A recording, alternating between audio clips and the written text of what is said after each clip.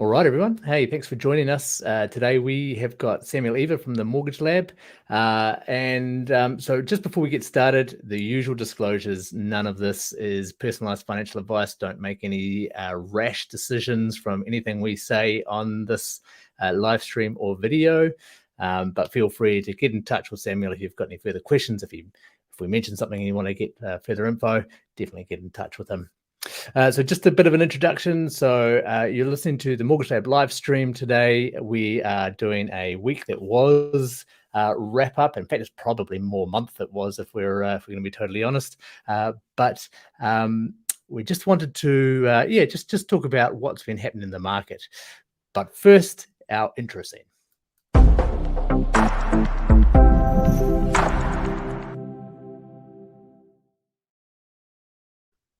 All right. G'day, Samuel. Thanks for joining us.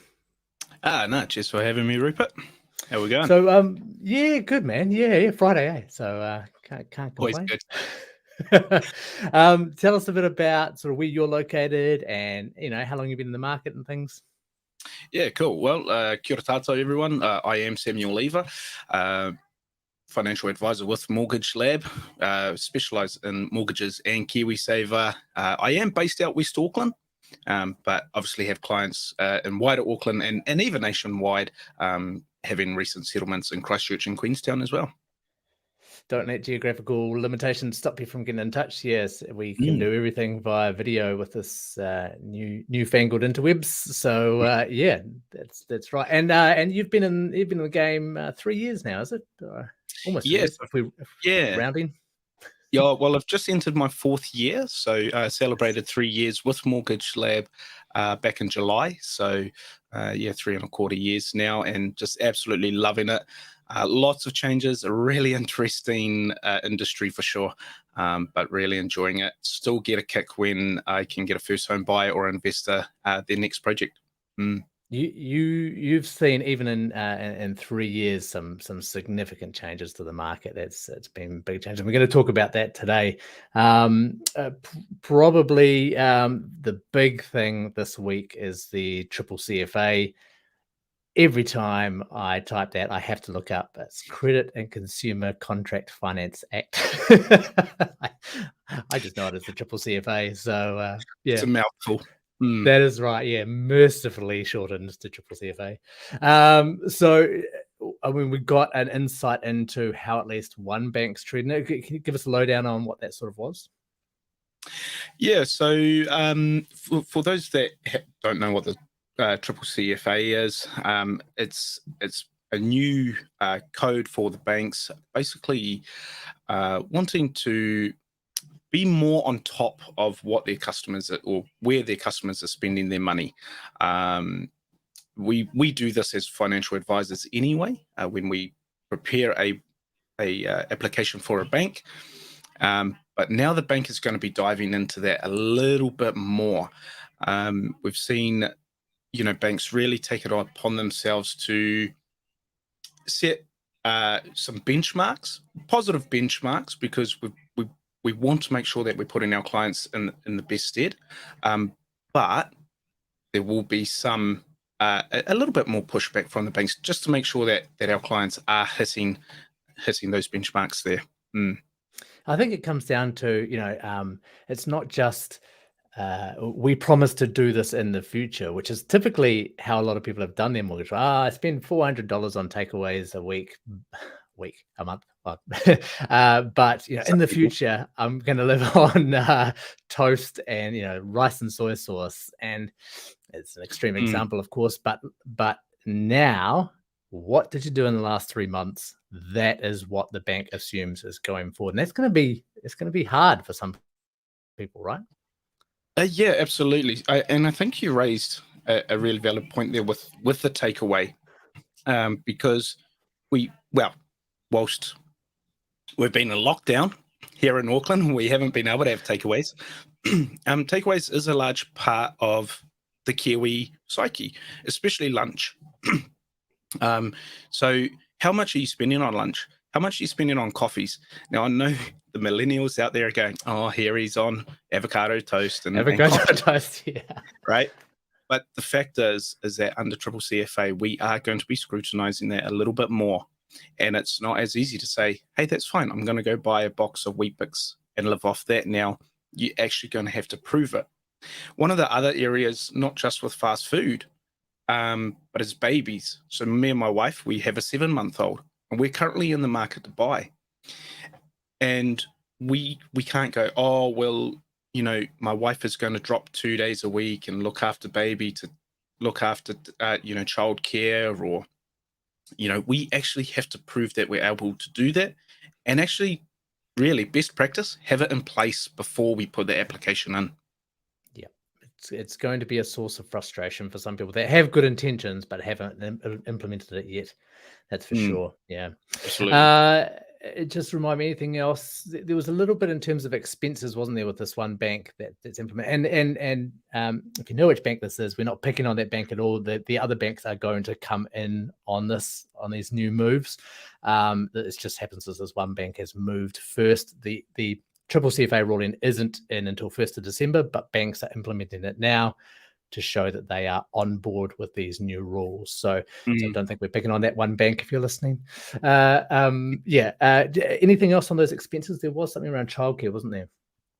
Yeah. So as you say, again, not picking on this one bank, they're just the first to move, the first bank to give us a glimpse on what these changes do mean. And basically this bank has set a benchmark of what childcare should cost. And it's quite hard to prove to them if it's going to be, if you are paying less than that benchmark, it can be quite hard to prove that. It's no longer just saying, well, you can see it in my statement that I'm paying $300 instead of the $500 benchmark. You actually have to, or as advisors and you as clients, have to really tell us how you are getting cheap childcare, because childcare is not cheap. I'm shocked with the price of childcare, but we do have to be able to prove to this bank why we are getting cheaper childcare, or why is that childcare more than what their benchmark is. So it's no longer just yep, this is what we're paying. It's this is what we're paying, this is why we're paying, and this is why this bank should take this amount that we're declaring. If we can't do that, then we resort directly to the bank's benchmark, which some people, some advisors will say is high. Some advisors will say it's fair. I actually think it's a great ballpark benchmark.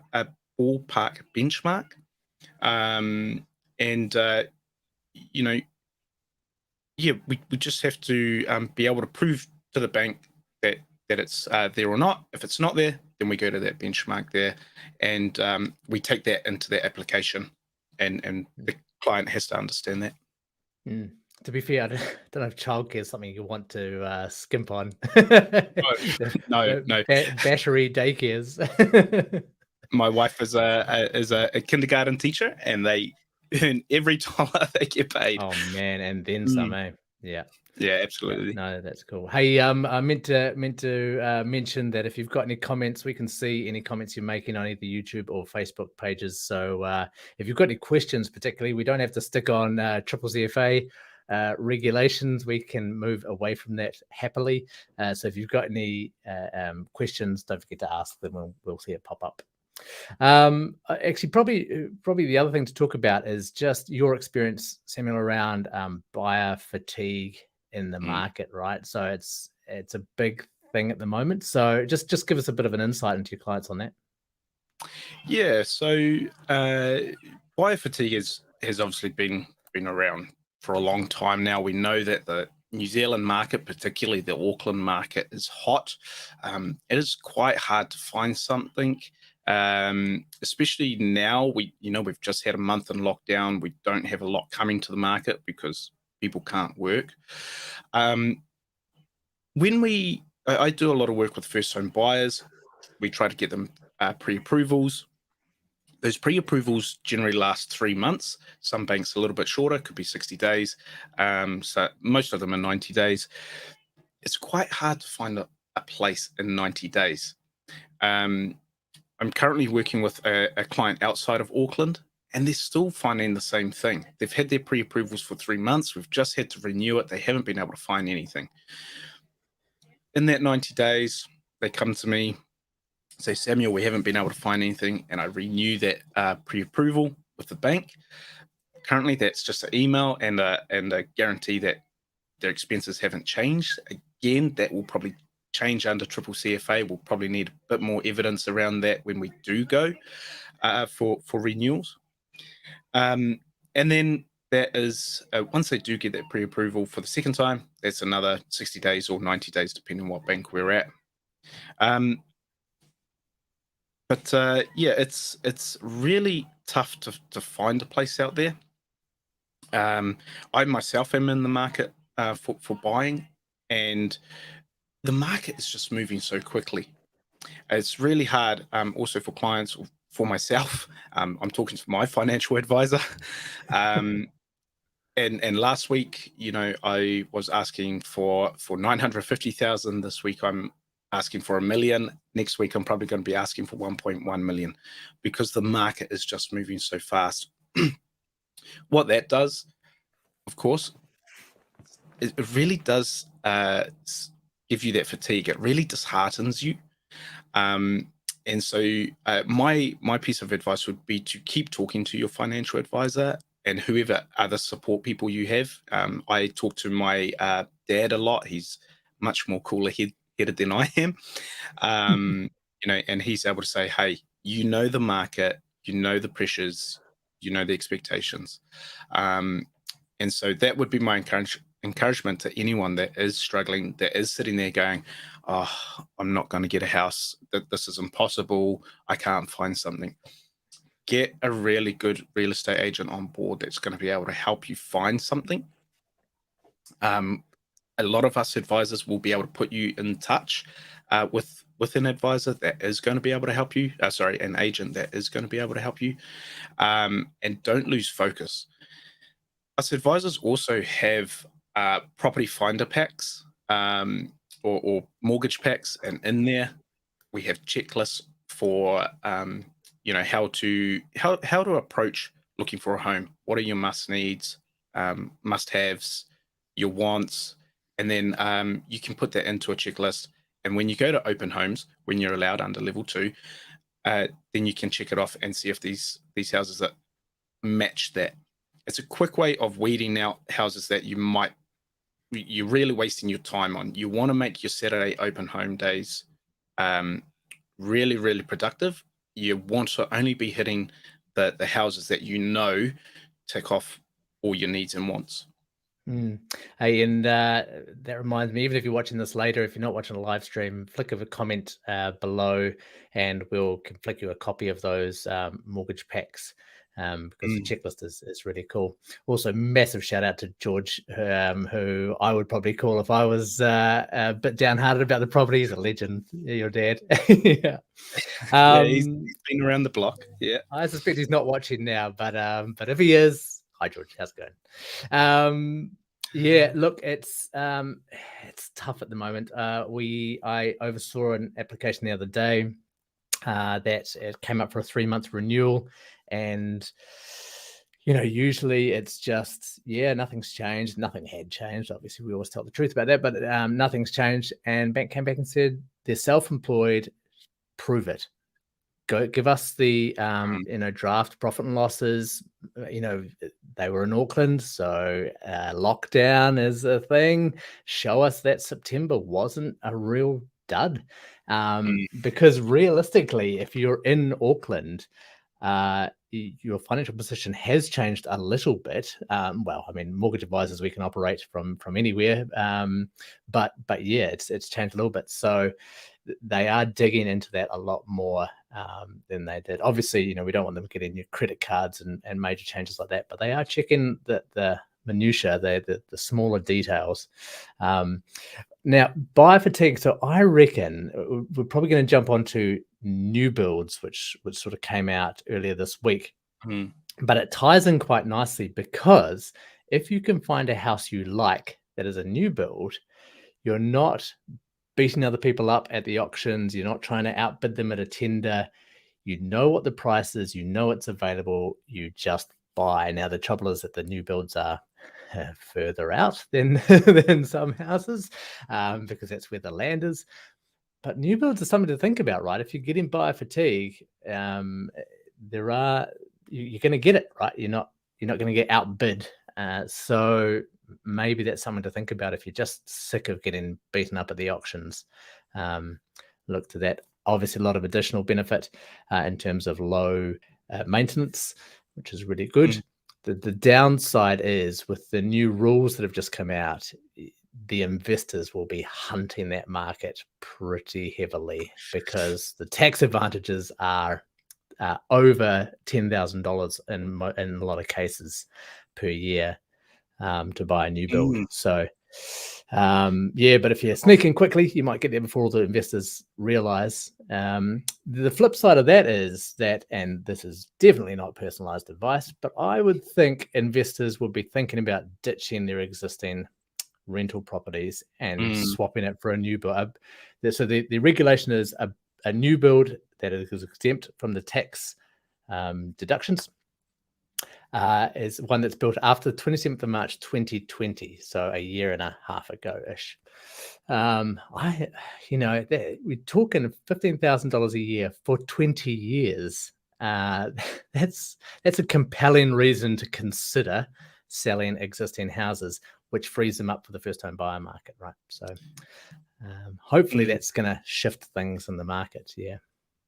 Yeah, well, hopefully we'll see a lot more stock come on for the first home buyers with those. I think, and correct me if I'm wrong, Rupert, but reading the new regulations that come in today with the ring fencing and whatnot, it's probably going to be more the negatively geared property investors that are going to be selling and looking at the new builds, right? Because that really is where the tax advantage is. There is no tax advantage of having a negatively geared property anymore. You want that positively geared as soon as possible. Yeah, I mean, it's a little bit outside my area, but you're right, and just the overall thought, and that if you were $5,000 in the hole per year, you've got the tax benefits of that, but now you've got an additional 33% or whatever you pay on the rental income. You're really negatively geared, and so yeah. We've got we've just released a video with Gareth Collard and at Epsom Tax. We had about a 40-minute discussion. We could have gone for about 4 hours. So much that's come out on that regulation. But one thing, I think those days of, okay, I'm an investor, I'll just export a Excel spreadsheet of my rental income and my rates and expenses, and I'll do my own. Okay, I think those days are gone, right? Long gone. Yeah, right. The mistake that you make isn't, oh, I missed my rates and I missed out on $100 of tax. It's, I structured this wrong and I'm $10,000 out of tax. I've got this bill for $10,000 or something. So it's it would be madness to not use an accountant these days. Yeah. Now, if you are looking at a new build property, first home buyer or even investor, you will have seen in the media contracts that have a clause in them to review the total price of the build. Now, I personally, or none of my clients have personally been hit by this clause, but if you are looking at contracts, please get an expert advice. Do take it to your solicitor and get them to check that, because the material, the builders that I'm talking to, the material squeeze is going to be around for a while yet, and it's only going to prolong with the more lockdowns or the longer lockdowns that we have. So please do check that and understand that the timeframes, if a builder or a developer says, hey, this is going to be ready in March, do understand that you might be accepting the house 3 months later than that. Okay, so please, just a couple of things to check on those new builds. Yeah, it's the builders aren't messing around. They want it settled as much as you do, but things are just tough at the moment, eh? And wood, absolutely, I think, has gone up faster than gold. I mean, it's the wood is the cryptocurrency of the building, right? Like it's all over the place, mainly up. But yeah, I was talking to a friend at Jib, and they were saying it's a 6-week lead-in for Jib, right? That's not you order today and get your product in 6 weeks. That is, we will get to your order in 6 weeks, and then you'll have it like another 2, 3, 4 weeks after that. Like, you think you're going to get Jib before Christmas? It's not going to happen. Wood, as Rupert said, exactly the same. There's just no wood in the country. Yeah. So. And we both talk to developers and things. That what I've also heard is it's not just wood, it's the special type of stud that goes in that holds this bathroom vanity to the wall. Can't get that in the country. So how do you can't present a finished house? Like there's a lot of little things at a house, and if the ports aren't working right, then it can be. So I think that the message is that it's frustrating on both sides for the builders and the buyers. You were talking about the sort of variable sums, the PC sums in the contract, right? So, but I think also while we're on clauses, it's worth mentioning sunset clauses, because I mean, your lawyer will check this, and always get a lawyer, as you say, Samuel, to get to check over it. But it's probably one of the ones you can cast your eye over and know whether the developer is a little questionable, or you need to look a bit further. The sunset clause is a real red flag. Now, sunset clauses by themselves aren't bad, and we know a lot of developers that use them to the benefit of the client. So the client can exit the contract in 2 years, but the developer never can. And that stops those guys from just waiting out a couple of years and then exiting the contract and selling it for more. So you want a sunset clause where you can leave, but the developer can't. Again, not legal advice, but that would be my suspicion. We have had a client in the company that 8 years later was still trapped in a contract waiting for a development to be built.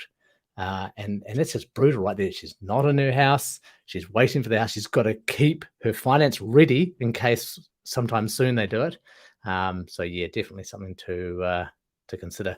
But don't be put off from new builds, because if your lawyer checks them, there's some real standard contract clauses that are good. Yeah, absolutely. And I mean, there's so many good developers out there that, as you mentioned before, Rupert, they just want to get on with the job as well. They're not out there to try and keep you in a contract for 8 years.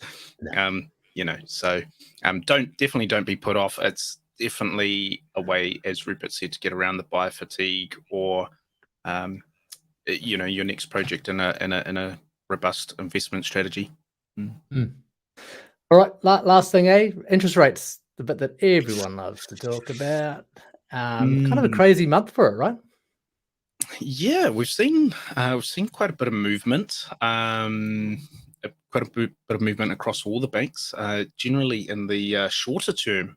So, of course, halfway through the year, sort of was it May, June, July? I think we saw the mid rate and the longer term rates go up. But definitely over the last month, we've seen the shorter terms, the 1 and 2 years, move north. Still below the threes. Only just though. Only just. Although I was just looking at our pricing sheet today, Rupert, and we seem to be getting some good deals there from a couple providers there still. Well, so this is what I was going to talk about, right? Because for the past 5 or 6 years, if one bank is offering 2.4%, the other banks are offering within reason of that 2.38 or whatever, enough to not make a difference. But for the first time in a long time, there is a spread, and it's as you say, it's a reasonable one, right, Mike? So we've got a running sheet that the advisors can look at, and we're seeing 0.25% difference, even up to 0.5% difference for the 3 to 5 years. And I can see a 0.7% range, one above the other, on a 3-year.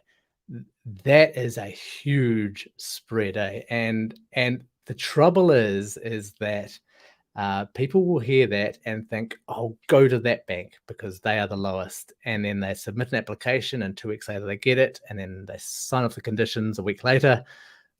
So those rates are long gone. They've moved 3 times since then.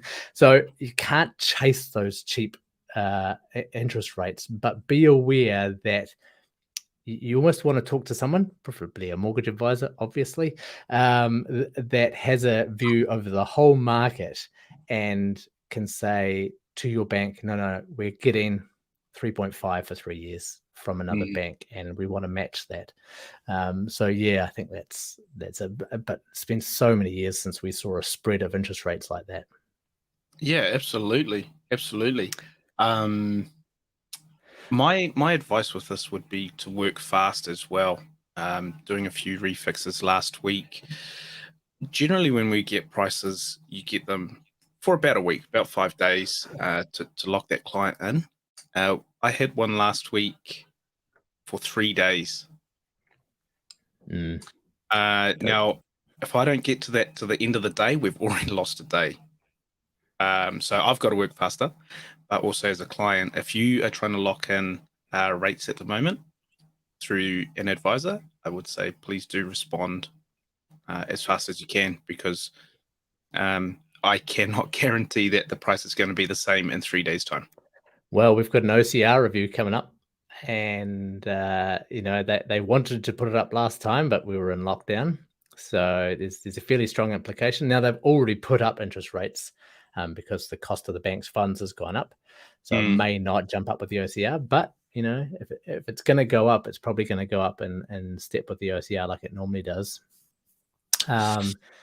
Yeah. And longer term rates, there's been a lot of articles about, should you lock in for 1 year? Should you stick on the 1 year? Should you go for the 5 year? It's very individual. Do not take your neighbor's advice on what they locked in. But what's your sort of thoughts around that, Sam? So I've seen a big shift to the midterm rate, so 3 years, 2 and 3 year splits. Over the last couple of years, it's really been a 1 and 2 year split, or a 1, 2, and 3 year split. Definitely over the last few months, I've seen my clients move to a 2 and a 3 year split. So just a little bit of security in that sort of longer term. 3 years, even 2 years, if you're signing today, should be past the worst of COVID. And so hopefully we've got certainty coming back into the market. We know what the economy is doing. I hope so too. I've had 4 trips to America cancelled. I need to go. So No. I just want to travel. Yeah, so that's what we're looking at. But I think again, Rupert, as an advisor, look, it's so easy to open up your phone and see what rates are and click a button. But is it the right thing for you? Seriously, I would encourage you to ring an advisor and get them to cost it out for you, and just find out what that strategy that works for you. Is it splitting up your mortgage to the different terms, 1 year, 2 year, 3 year, for cost price averaging? Is it fixing the whole amount? We can give you so much more information than just a click on the button on your phone. That would be my encouragement. Yeah, I mean, the way I like to think about those, I agree, the midterm rates are getting way more popular than they were. The way I think about it is, if you take the cheapest rate, which is the 1 year, so I'm looking at rates now. So we got, say, 2.85, and the 3 year rate 3.45. So it's about a 0.6% difference.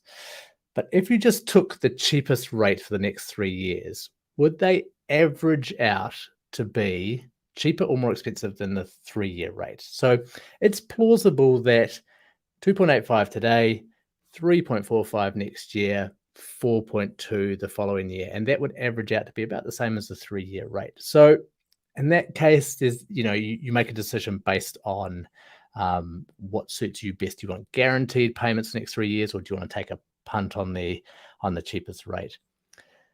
Looking at the longer years rate, so we're looking at 4.2% for 5-year. That is a heck of a premium to pay over 2.8%, because you're paying 1.4% of premium this year. It's got to go up quite a bit to be an average of 4.2% over 5 years. In fact, we would hope that it doesn't go up that much, because that means in 5 years' time, interest rates for the 1 year are going to be around 6% or 7%, and that would be quite a hit to the market. So some investors, a lot of investors we've spoken to, or I've spoken to, like the 5-year, because you just fix it, you know what you're paying, they're getting 5% return and they're paying 4.2%, so they are happy. But just have a think about it, talk to an advisor. It's all crystal ball gazing, because no one knows what the 1-year rate's going to be next year.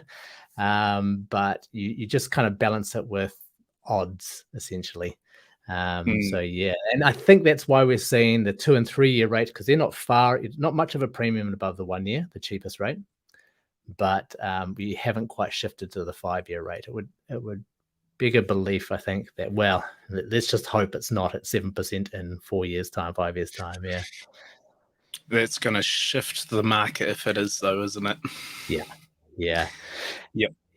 I'd never say never, but I think the bank has a lot more tools in its kit now with LVRs and debt to income ratios. Typically, if the market was so hot, they would boost up interest rates and try and boot everyone out of the market. Now they've got a lot more oversight, triple CFA, only the people who are spending wisely get a mortgage, that kind of stuff. So yeah. Cool. Any final words of wisdom before we wrap up? That was on this. No. Put you on the spot there, didn't I? We hadn't planned for that. No, you hadn't.